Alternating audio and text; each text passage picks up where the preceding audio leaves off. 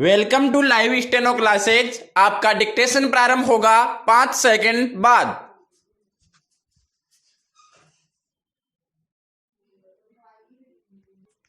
Yes, start. Shri Ram भगवान है और हम सब परमात्मा के पुत्र हैं। जो पिता में गुण है वह बेटे में भी होने चाहिए। अगर हमारे गुण वही तिरोहित हो गए हैं तो उन्हें फिर से विकसित अवश्य करना चाहिए।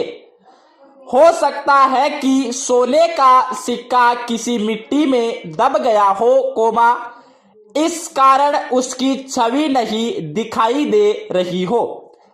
फिर भी अवसर पाकर सोना मिट्टी से बाहर कभी न कभी जरूर आता है और उसकी चमक भी दिखाई देने लगती है। सारी कलाएं जो पिता में है, वे पुत्र में भी किसी न किसी रूप में अवश्य छिपी रहती है।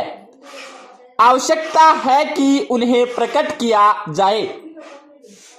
14 कलाएं जीवन को अभिनव रस की धारा से जोड़ती है। कल से युक्त व्यक्ति ही कला पुरुष कहलाता है। कला ही व्यक्ति को अभिनंदनीय और पूजनीय बनाती है। सबसे पहली कला है मुदिता। मुदिता का अर्थ है प्रसन्नता।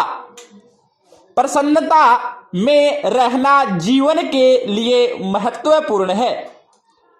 प्रसन्नता बाहर से नहीं, अंदर से ही आती है। अगर आप अंदर से खुश हैं तो सारा संसार हंसता गाता नजर आएगा। अगर आप अंदर से खुश नहीं हैं, आप कितनी ही कोशिश कीजिए, आपका सारे संसार में दुख नजर आएगा। जिसे निराशा की बात सोचने की आदत पड़ गई, वह आदमी ढूंढकर निराशा की हो तो बात लाता है और रोता रहता है। खुश रहने की आदत डालिए तो हर बात में कोई न कोई खुशी की बात दिखाई देगी। प्रसन्न रहना, मुस्कुराते रहना जीवन की पहली कला है। विराम पेरा।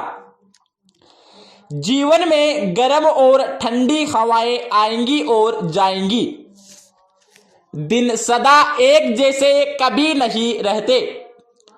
वातावरण बदलता रहता है, संपत्ति आती जाती है। मान अपमान भी जीवन का हिस्सा है। सफलता असफलता जीवन के साथ जुड़ी हुई है।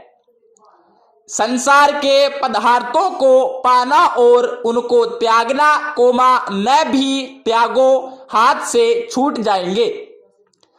यह जीवन का क्रम है। दोनों अवस्थाओं में अपने मन की अवस्था एक जैसी रखो। शांत होकर रहना और प्रसन्न रहना। शांति और मुद्रता, यह दोनों ही प्रमुख कलाएं मानी गई है। दोनों का आपस में बड़ा मेल है। व्यक्ति के जीवन में शांति है तो प्रसन्नता है। जो व्यक्ति प्रसन्न रहेगा उसको अंदर शांति रहेगी। दोनों का मेल है। हंसने का बहाना ढूंढो। कोई भी कारण लेकर हंसो।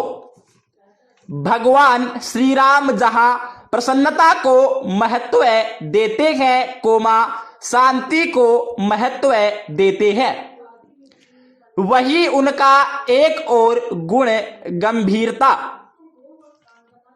वाल्मीकि जी ने राम के संबंध में लिखा, समुद्र राम जी समुद्र जैसे गंभीर है। गंभीर इतने हैं कि उनकी गहराई का पता ही नहीं लगता, लेकिन फिर भी हंसना नहीं भूलते। हास्य का जितना प्रबल रूप भगवान श्री कृष्ण में प्रकट हुआ है, उतना किसी और अवतार में नहीं मिलता। विराम पेरा। राम जी क्षमाशील है। क्षमा भी एक कला है। क्षमा को कितना बड़ा स्थान दिया जाना चाहिए, चाणक्य ने लिखा। दुनिया का सारा जप, सारा तप और सारी भक्ति, सब तरह की सेवा मिलकर अगर किसी चीज से तुलना की जाए तो वह है क्षमा। जिसको दूसरों को क्षमा करना आता है, उस आदमी ने सारे तप कर लिए, सारी सेवा कर ली, सारा जप कर लिया, सारी साधना कर ली, क्योंकि एक क्षमा में ये सारे गुण आकर बैठ जाते हैं। इतनी बड़ी शक्ति है क्षमा में। इतना लिखने के बाद चाणक्य ने कहा है कि इसमें बस एक ही कमी है कि क्षमा करने वाले को दुनिया कमजोर समझती है, उसे कायर समझा जाता है।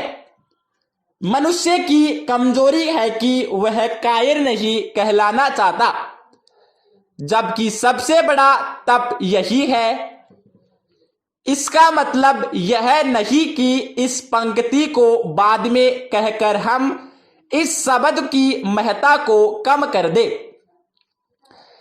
कायर कहलाने से कोई फर्क नहीं पड़ेगा, लेकिन संसारे फायदे उठाने में बहुत आनंद आएगा। कायर आदमी हो और कहे कि मैंने क्षमा की तपस्या को धारण कर लिया, तो इसका मतलब उसको क्षमा करना नहीं आया। क्षमा शोभती उस भुजंग को जिसके पास गरल हो। अगर आपके पास शक्ति और शक्ति होने के बाद भी आप दूसरों को क्षमा कर देते हैं, तो सच में आप क्षमा वाले हैं। तब आपको पूरा फल मिलेगा। अगर आप कुछ कर ही नहीं सकते, दबे बैठे हैं, कमजोर हैं और कहते हैं चलो माफ कर दिया, तो फिर वह क्षमा वाली बात नहीं है। ऐसा कभी नहीं करना चाहिए कि हम किसी का कुछ नहीं कर सकते तो उसको बुरा भला ही कहते रहें, नीचा दिखाने के रास्ते ढूंढते रहें। क्षमा बड़ा महान पुरुष की पहचान है कि जैसे पानी में रेखा खींचते समय लगता है कि लकीर खींची जा रही है, किंतु थोड़ी देर के बाद ही पीछे मुड़कर देखो पानी में रेखा है ही नहीं। सज्जन पुरुष पर चोट हो तो उस समय तो प्रभाव होता दिखाई देता है, किंतु दूसरे ही क्षण वह दुख भुला देता है। दुर्जन आदमी की आदत ऐसी होती है जैसे पत्थर पर कोई रेखा खींच दीजिए, जब तक पत्थर रहेगा वह लकीर मिटती नहीं। बहुत लोग ऐसे हैं जो ऊंट जैसी गांठ बांधकर बदला लेना चाहते हैं।